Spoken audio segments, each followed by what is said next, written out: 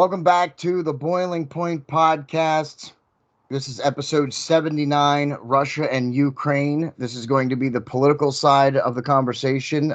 Look, next week, I'll be having another episode with Pastor Gavin, and we will discuss the biblical implications of what's going on between Russia and Ukraine. But for this episode, we're going to focus more on the political side of it. And for that, we are bringing back our Senior Armed Forces Correspondent, Sergeant Charles Tyler Solomon, who is my cousin. Tyler, welcome back to the Boiling Point podcast. It's great to have you again. Yeah, thanks for having me back, man. Absolutely. We hope to make you more of a regular here now that you are not in the service anymore. Of course, he is still in the reserve, so he is still serving his country, even now that he's out of the day-to-day portion of the armed services. Make sure you can find us on Facebook, YouTube, Parler, and Rumble. So look for our new episodes on any of those. Our sister show, which now covers the entertainment side, Mayhem Original. You can find that on Facebook just by searching for Mayhem Media. Also on YouTube, Parler, and Rumble. So you can find each of our podcasts everywhere. We got a new segment on the Boiling Point podcast starting in April. It's going to be called Free Design Fridays, where Rachel Henry is going to be coming back on the podcast and showing how she does her interior design work. And if you have a room or someplace in your house that you're looking to redesign, give us a picture and we will cover it on one of those episodes. So look for that. That's going to be on the first Friday of every month starting in April. So look for those. And you can also find me on Inside the Exposure every Friday evening live with Pennsylvania Predator Hunters. And of course, Marcus Frederiksen, he's the one that does the music. He plays us in and out. Look at his station, reverbnation.com/Marcus Frederiksen, and share his music out. And now that we got through all that, let's get to some, episode stuff here. So, Tyler, Russia has invaded Ukraine. It happened on the 24th of February. Is when they initiated a large-scale assault. Of course, this has been going on since 2014 when Russia invaded eastern Ukraine and annexed Crimea. So this is not a new thing that's been going on. It's been going on for a while now, but now they've upped it. They've upped their game. A huge invasion. Yeah. What do you think about that? Well, I don't exactly know. I know I don't want to go there. That's for sure. I'm a lot more of like my country, not my problem nowadays. But I see. That's not to say. So you're more on the side. I don't care about. All right, I'll go. Yeah, you go. You're the guest. You always go first. Yeah, but that's not to say that I don't care about what's happening there. Obviously that's people's homes being blown up and people are dying on both sides. Everybody wants to demonize Russia, but there's guys in Russia that are just like me who are being told, "Hey, we're going to go invade Ukraine." There's nothing they can do about it. That's true. Just what they were told to do. That's an interesting point of view that I didn't even plan in the episode, which is why I'm glad you come on these episodes, because you definitely provide a perspective that I don't normally think of from the soldiers' point of view. Just the grunts that are on the ground, it's not like they have a say. It's not like they can say, "Oh, we're not doing this." I mean, well, they can, but then they're going to be shot. Yeah, that's right. So yeah, I mean that's interesting to think about from the just the Russian grunt, the soldiers on the ground, not the higher ups who are making the decisions, but just the guys on the ground. They don't always have a choice either. Just like our soldiers may not have a choice. If we send soldiers over there, then we might not. They might not want that, but that's what they're going to do because that's what they were ordered to do. Yep. Do you think that that Russia thinks the U.S. is weak right now? Is that why maybe they're escalating? Why they're choosing now to escalate? You think they view us as weak, especially after the terrible withdrawal of Afghanistan? Yeah, 100%. I mean, I think Trump had a meeting with Putin and Xi Jinping. Yeah, however you say his name. The Chinese president. Yeah, And he told both of them. He told Putin. He said, if you invade Ukraine, I'll nuke Moscow. I mean, Trump said that. Like he said that. Yeah. And I think, and he said the same thing to Xi Jinping about if you invade Taiwan, we'll nuke Beijing. And I think that they looked at him and like that he's just enough of a wild card of, well, I don't know if we'll actually do this or not, so we better just not. But Yeah. they're looking. Then Biden comes in and yeah, I mean, I don't know if I'm sure you watched the what's the speech he just gave. I'm blanking. The State of the The Union? Yes, that's the State of the Union, and it was, or his campaign speech, I really should say. That's what it was, and it was just like nothing. It wasn't a State of the Union. It was him saying, "Well, this is what I'm gonna do. I'm gonna do this," and fumbling and mumbling and making up words. And I was like, "You didn't tell me anything about what the inflation's like and all this stuff." And I know, like, if I can see it, obviously somebody who's been doing this a while in a leadership position over a country, it's looking at this like, oh yeah, this is a joke. Yeah, absolutely. Yeah, his State of the Union was certainly a train wreck in terms of State of the Union addresses. And yes, I believe that we are also weak, and that many world leaders actually view us that way right now too. And I do believe it's due to a lot of it, at least, is due to Biden, for obvious reasons. If you can't see it now, then you're just being, willingly ignorant. So Putin thinks Ukraine is part. One of the reasons he's doing this is because Putin thinks that Ukraine is part of Russia. He doesn't like the fall of the USSR.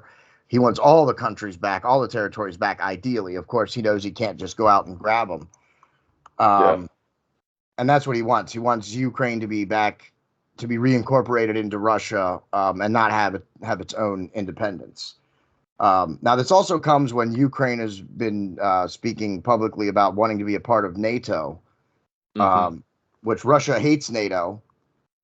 And actually, I was going to ask you before the episode, I forgot, but I'll just ask you now that we're in the episode, if you wanted to join me sometime. I'd like to do an episode on NATO sometime and discuss them as an organization. So maybe Okay. we'll have Tyler on for that episode when we cover NATO. So this is not going to be too much about NATO tonight, though, on this episode. But do you believe also that has something to do with it, that with Ukraine wanting to be part of NATO?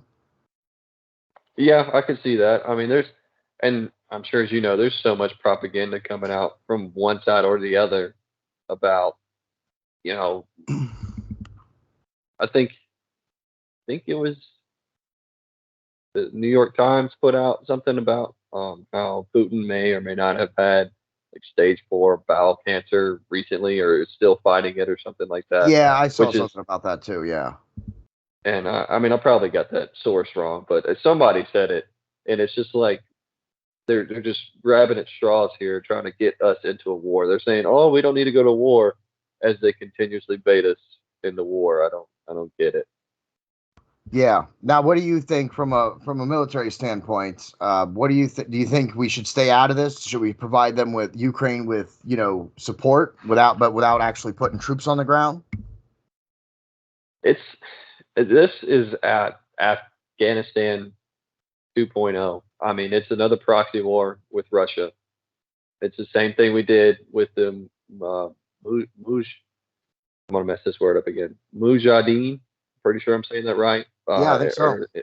Early on, when they were in the Afghan mountains fighting the Russians who were trying to invade, we funded them weapons, which then were being shot at me and other people over there later, once we were, the second half of the war, when we were fighting them.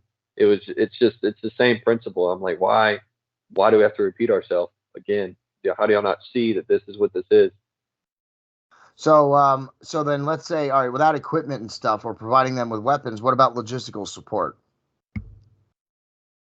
Or helping them with contain their airspace? Because I don't know if Ukraine has like an air force. Like, would you be open to assisting them if you were in power? Of course, this is a hypothetical here.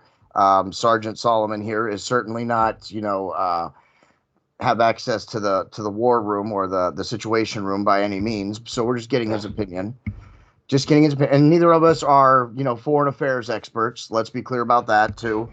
That's We're right. just talking. We're just talking and giving opinions, and that's what the Boiling Point podcast is about: just talking and elevating conversation and elevating the level of debate. So that's all we're doing, is we're just talking here. Just want to make that clear to everybody before I start getting comments like, "What are you saying? We shouldn't be invading Russia." Well, that's not what I'm saying. We're just talking. So would you be open to assisting them in any way at all, other than, you have our support?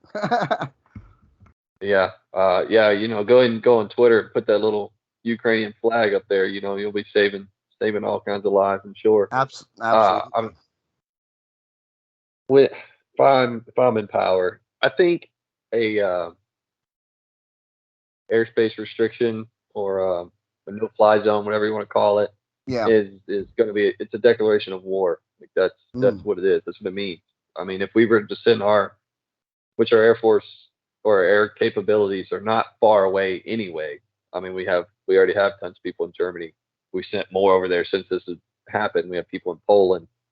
I mean, we have people all over the place over there. So it's not unfathomable that we could send in air support at any moment. But it's that at that moment is when hot war begins. For us, for the United States. Yeah. And to be honest, I haven't thought about it a whole bunch, honestly, on how I could support the Ukrainians. But at the same time, and I'm not trying to be like it's not my country, not my problem. But I also am saying not my country, not my problem. Yeah.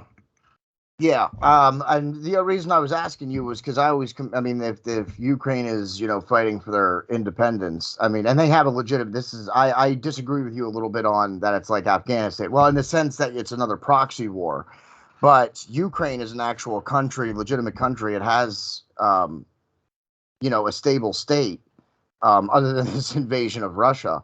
But they got civilians, their own civilians are defending their streets and stuff. So if they asked us for help, I just think back to when we were declaring our independence and France and other countries helped us, even logistically at the beginning, gave us weapons and stuff before they sent their navy over. So if another country's fighting for their independence, I'm inclined to try and help them, even as little as maybe not, let's go in and fight for them. I don't think we should ever be doing that. I don't think we should fight someone else's, freedom war. People have to, their own people have to fight for themselves, but we could help them and provide them with certain things. The way that we were helped when we did the same thing. That's my thoughts on it. That I can see that. We'll be right back. Okay, we're back after a little background noise problem that we had. So, Tyler, we were talking about, I just gave my opinion on, how I think we should help them if they were, fighting for their independence, which they are. Of course, if they ask for it, if they want to do it themselves, then by all means do it themselves. There's a lot of people, a lot of even celebrities, professional athletes are going home to their Ukraine, their home country, to fight, to fight for their independence. So, the boxers, the Klitschko brothers, Vladimir and Vitaly Klitschko are back fighting. I believe there's a UFC fighter that just went back there to fight. So, they are fighting. They are fighting Russia. It's not just Russia's invading them and then they're just rolling over. They are fighting for their own independence. Yeah. I don't know. It's not to say I have no problem if for some reason Canada, Mexico, or China, or whoever decided to come storm the United States borders. I would, well, obviously because of the state I am in, I would be out there anyway. But had I not even been in the service, or if I was to be out completely, I would also still be there. But my bare fist, because I don't own any guns. Who would ever own guns? It's crazy. Yeah, but I think that's boating accident. Yeah, I think that's the biggest thing too. The Ukraine government is handing out assault rifles to its citizens to help defend their countryside, and we have people here, both at one side of their mouth saying, that we need to restrict guns here and we need more gun control here, and then out of the other side of their mouth supporting Ukraine for, fighting themselves and their independence. And it's like, you realize that that's why we have the Second Amendment, to prevent something like what's happening from even happening. Well, to prevent something like what's even happening from happening, we have the United States Army. The Second Amendment is to overthrow tyrannical government. That is what the Second Amendment's for. That's what it's for, but it does act as a deterrent for another invading country. That's right. It would help a lot, that's for sure. Yeah, I mean, the Japanese, I can't remember his name, the Japanese admiral even said that the reason that Japan would never invade was because behind every blade of grass is an American citizen with a gun. So right. It does act as a deterrent as well. But yes, it is for our own, to protect ourselves against from our own government, but it's also acted as a deterrent for, even invasion from another country. Yeah. And I mean, I don't know what the laws or I'm not familiar with Ukraine, honestly. I mean, I'm learning more as everybody else is trying to weed through the propaganda, but I don't know what their laws were before. But I mean, could you imagine the United States government handing out M4s to civilians to fight China or whoever decided to invade us? Like, that'd be crazy. That'd be in the front of the line. I could see it though. I mean, if we were actually, if that actually ever happened, I don't know if the White House would be doing it, but I definitely see it at the governor level. I see governors handing out weapons to their constituents, to their citizens at the state level. I could see that. I don't know if I'd see it at the White House level, but I would see it at the state level, I think, for sure. So we did put some sanctions on Russia. Canada put sanctions on Russia. Britain have put sanctions on Russia. And these are, what I would call harsh. I mean, sanctions are sanctions. They only work so much. But I mean, these ones, they're preventing anyone from investing, buying, or trading goods with Russia right now. Of course, we are still buying their oil. What do you think about that? That we're still buying their oil? Didn't we just stop that? Did we hear that wrong? I thought we did, like Sunday or Saturday. I thought I read something about that. I will go and check on that and put that in the comments. So look in the description of this video, and I will let you know whether or not Russia is or is not. When I was doing my research for this episode, we still were. So I could be wrong. I mean, I could be wrong too. I'll look again. I mean, things are fluid, things are happening moment to moment. So it's possible that, one of us or both of us just missed something at the, just as they were changing it or just after they changed it or something. So I'll check on that again. But let's say, for the sake of argument or for this conversation, that we are still buying from Russia. What do you think about that? I mean, I mean, if we're not gonna buy their vodka or wheat or whatever else it is that we produce, why still buy the oil? I mean, why feed the machine? That's what we're doing. We're feeding both sides. Yeah, I would agree with that. And this is just one of the examples that I wanted to bring up, that why America should be more energy independent and not reliant on getting our oil from foreign countries. This is just one of those examples of why. We buy less than, I think it's 7% of our oil from Russia. So it's I mean, 7%, you don't think, oh, that's not much, we could just cut that off. But in reality, that would probably increase gas prices, increase heating oil prices, many dollars, not just, a couple of cents or something. It would probably be, you'd feel that to the tune of a couple of dollars at least. And not just at the pump. Yeah, I mean, that means food's going to go up because the truck's got to pay more to ship the food to your house or to the store. I mean, oil is the backbone, which is a whole different conversation. But crude oil is the backbone of our energy means, and the fact that we can't sustain ourselves, which we should have learned this lesson, and Trump kind of did through COVID, when we had to beg China and India for all these medications and stuff that they weren't even giving to us. Like, why can America be self-sufficient? This giant place can't provide everything it needs for itself. Absolutely, I would agree with that. I don't think there's any reason. There's no reason why we can't be self-sufficient and trade be more of a luxury than a necessity. That's I right. would, yeah, I would completely agree with that. There's no reason we can't. And then that's in terms of energy. In food, we have the capability to, completely self-sustain. If we and some of that would involve, maybe not helping so many of the countries around the world, but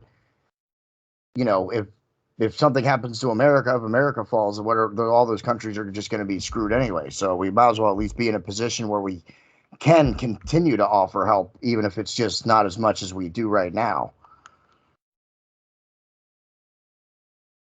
Let's see here.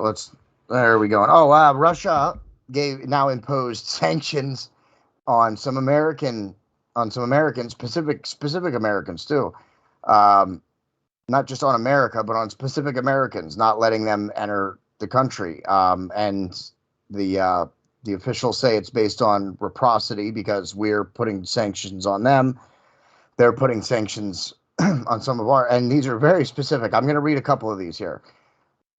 Hunter and Joe Biden, they're not allowed to enter the country. Hillary Clinton, Secretary of State Antony Blinken, Defense Secretary Lloyd Austin, Chairman of the Joint Chiefs of Staff Mark Milley, CIA Director William Joseph Burns, the always lovely and highly talented White House Press Secretary Jen Psaki, National Security Advisor Jake Sullivan, Deputy NSA Dalip Singh, and then the list goes on. There's still more on the list. That's not all of them. That's just like the top of the list. So I find that interesting that Russia did not impose sanctions on us, that would matter anyway, but on very, very specific political people. Yeah, I mean, not that I don't think they'd be going over there right now anyway, if not ever for a while. I mean, unless it was for business purposes, but I mean, I don't know what they were accomplishing with that other than like a tag you're it game. Yeah, true. But I just found it interesting that instead of like they're not targeting. To me, I looked at it as they're not targeting America as like a whole. They're targeting very, very specific people, which I Yeah, found interesting. They took the time to come out with a whole list of names to name individually instead of just saying no American, no American is allowed to come to Russia. Instead of just completely cutting us off, they specifically name a bunch of officials who aren't allowed to come to their country. That's what I found interesting about it. That it wasn't just about us, it's about these very specific people and people who are currently in power and making decisions. people get their fingers tied up and everything. Yeah. Um, Now, with everything going on in Ukraine, there was a death. An American was killed. Fox News cameraman Pierre Zakruski. I don't know how to pronounce it. I'm sorry. I'll put his name up on the screen so people can read it. I cannot pronounce it. I'm so sorry. He was killed. He was killed in Horanka outside of Kiev, Ukraine, and he was killed when his vehicle was struck by incoming fire. And he was with Andy Hall, who I believe is a Fox anchor, and he was also with him when the attack happened, and he was injured. Pierre covered wars in Iraq, Afghanistan, and Syria. And now that I just said his name again, I'm not entirely sure that he was an American, or if he was from someone else and just working here. So I'll do some checking on that too. I didn't think about that until just right now. But yeah, so now obviously civilians are being killed in Ukraine anyway. But now a news reporter, and that always gets the attention of other media. Do you suspect, or of course you wouldn't have any reason to, but would you suspect that maybe they were targeted, or you think it was just a random occurrence and they were just in the wrong place at the wrong time? I would say I don't know. I don't know the story. Obviously, I wasn't there. I could definitely see it being wrong place, wrong time. Just happened to be in where they call it the crossfire. But I mean, I could also see it being a direct target to some kind of false flag, like, oh, this American was killed. You know, we got to avenge him. again, another one of the baiting Oh, I tactics. see. Something like that, maybe. So you're going a little conspiracy theorist there on that one? Yeah, I mean, conspiracy theorist. What does that word even mean anymore?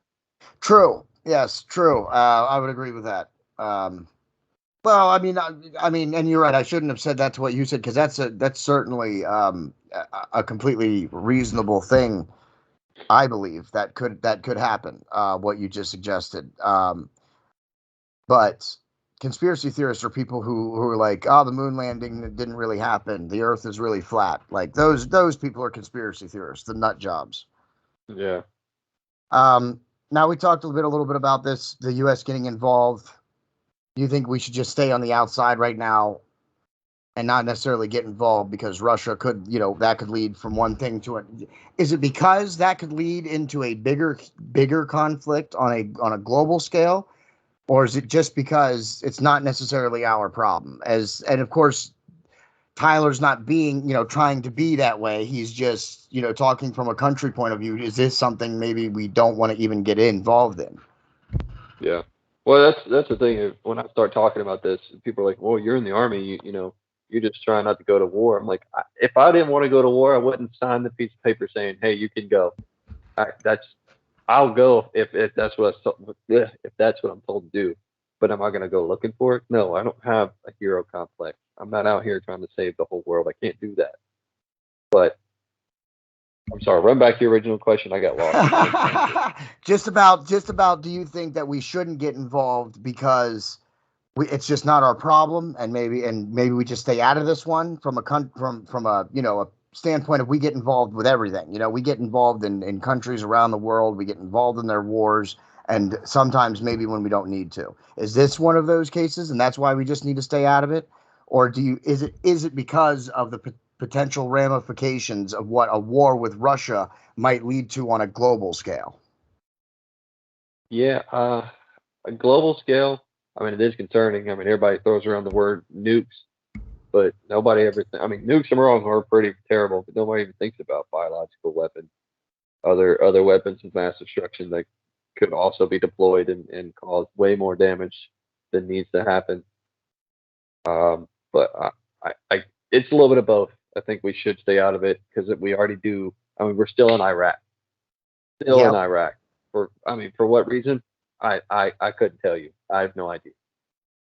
But I mean, we just got out of Afghanistan. We saw how that crumbled. It didn't. Yeah. If we didn't, 20 years there, we changed nothing. It just was it 3 4 days, right back to the way it was. And we And we put all left a this. bunch of goodies for him also. Yeah, well, we left a bunch of goodies for the Afghan army, who then just gave them over. So yeah, we pretty much left them. Yeah. And I so when it comes to the global thing, uh, I'm not nervous about that. I mean, I think everybody is like, oh, I have nukes, but nobody really wants to be that guy. I mean, Yeah. even Trump when he said it, I mean, I don't know. I've never met the man personally. I'm going based off what I know about him. Yeah. It's possible. I mean, he could have done something that crazy, but nobody really wants to be that guy to start Yeah. because once you start one, it's all of Yeah. I don't think Trump actually would have, not without something pretty serious them. Yeah. provoking him. But again, he's such a wild card. That's why when he says stuff like that, do you really know? Could he do it? Yeah, he could. It's possible because he's maybe just crazy enough to do it. And he used that to his advantage. The only thing Biden has for his advantage is the baby powder he puts on after his nurse changes him. So. Yeah. Hey, I'm gonna give you a heads up now. I didn't realize this. My phone's on 2%. Oh, okay. Well, then, you know what? Why don't we just wrap it up? And we'll get you in to talk about NATO another time, and some other topics as well, because that was just about the end of our conversation anyway. So we'll just cut it a little bit short. Charles Tyler Solomon, Sergeant. He's still serving in the reserves. I'm your host, JD. Check out our storefront, bonfire.com/store/the Boiling Point Podcast. Get yourself some gear. Tyler's going to get himself a shirt here real soon, so that way he can represent. That's right.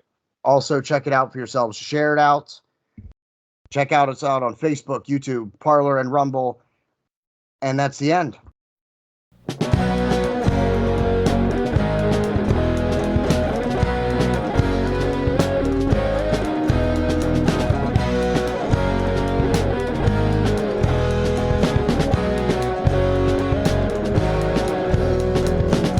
I'm not around, have you found? I'm always on you.